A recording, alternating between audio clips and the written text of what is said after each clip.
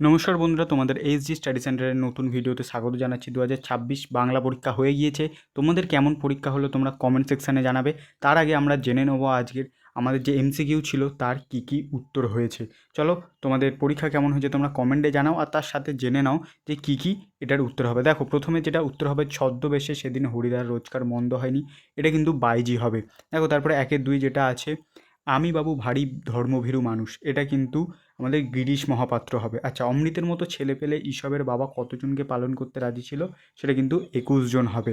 আচ্ছা, তারপরে বলো, আমাদের ডান পাশে ধস এবং বাঁয়ে কিন্তু গিরিখাত, এখানে উত্তর হয়ে যাবে। ভিডিওর কোয়ালিটিটা একটু খারাপ, ঠিক আছে, একটু ম্যানেজ করে নিও। দেখো, তারপরে বলছে প্রয়োল্লাস কবিতার উৎসগ্রন্থ কী।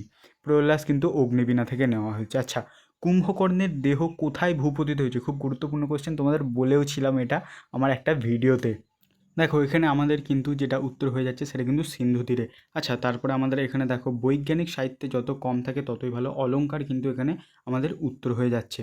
আচ্ছা, এখানে যেটা 1-8 আছে সেটা কিন্তু আমাদের এখানে সত্যজিৎ রায় উত্তর হবে, যে নিবের কলমের মান কে বাঁচিয়ে রেখেছিলেন, সত্যজিৎ রায়। আচ্ছা, পরিভাষা আর উদ্দেশ্য হলো কি, এখানে দেখো 4টে অপশান আছে, এখানে যেটা উত্তর হয়ে যাচ্ছে যেটা গ কিন্তু এখানে উত্তর হয়ে যাচ্ছে। আচ্ছা, এবারে আমাদের দেখো, রামের চেয়ে শ্যাম ভালো, এটা কিন্তু আমাদের এখানে এখানে অপাদান কারক কিন্তু এখানে উত্তর হয়ে যাচ্ছে।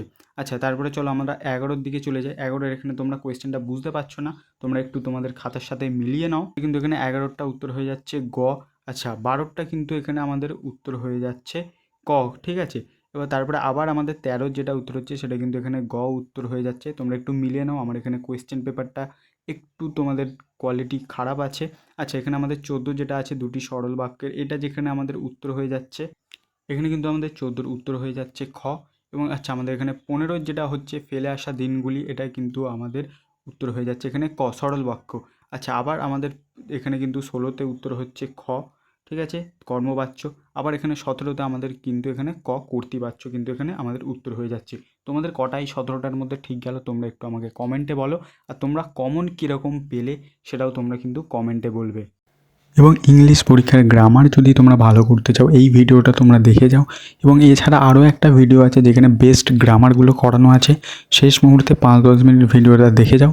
আশা করি তোমরা পরীক্ষায় খুব ভালো এবারে রেজাল্ট করতে পারবে।